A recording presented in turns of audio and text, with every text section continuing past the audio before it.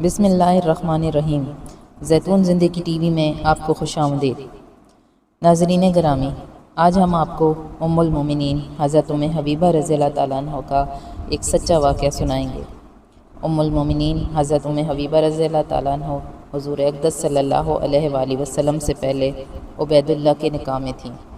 دونوں خاوند بیوی ساتھ ہی مسلمان ہوئے اور حبشہ کی ہجرت بھی اکٹھے ہی کی۔ وہاں جا کر خاوند مرتد ہو گیا اور اسی حالت میں انتقال کیا۔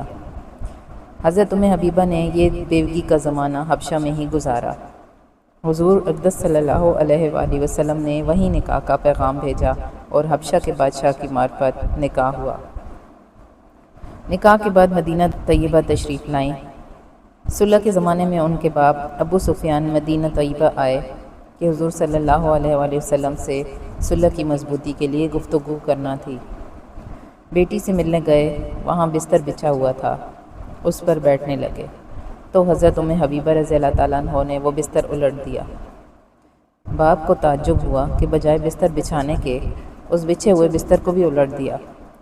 پوچھا، یہ بستر میرے قابل نہیں تھا اس لیے لپیٹ دیا ہے یا میں بستر کے قابل نہیں تھا؟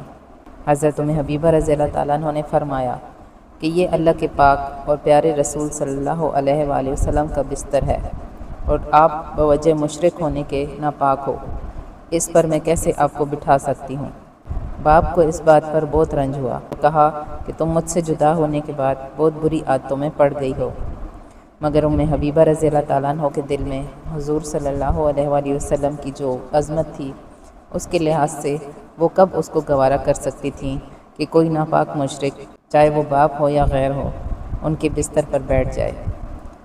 ایک مرتبہ حضور صلی اللہ علیہ وآلہ وسلم سے چاشت کی 12 رکعت کی فضیلت سنی تو ہمیشہ ان کو پابندی سے نبھایا۔ ان کے والد بھی، جن کا قصہ ابھی گزرا ہے، بعد میں مسلمان ہو گئے تھے۔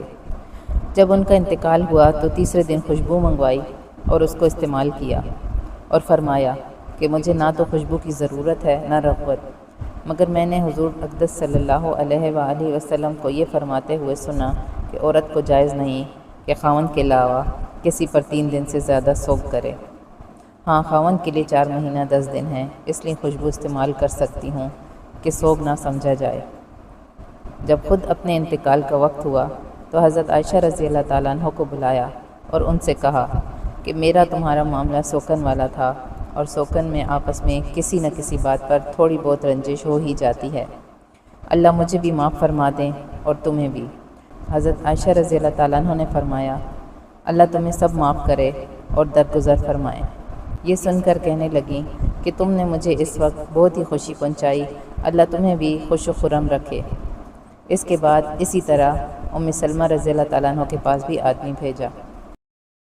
سوکنوں کے جو تعلقات آپس میں ہوتے ہیں وہ ایک دوسرے کی صورت بھی دیکھنا نہیں چاہا کرتی، مگر حضرت حبیبہ رضی اللہ تعالیٰ عنہ کو یہ اہتمام تھا کہ دنیا کا جو معاملہ ہو وہ یہیں نبٹ جائے، آخرت کا بوجھ سر پر نہ رہے، اور حضور صلی اللہ علیہ وآلہ وسلم کی محبت اور عظمت کا اندازہ تو اس بستر کے معاملے سے ہی ہو گیا تھا۔ مزید واقعات کے لیے چینل کو سبسکرائب کریں۔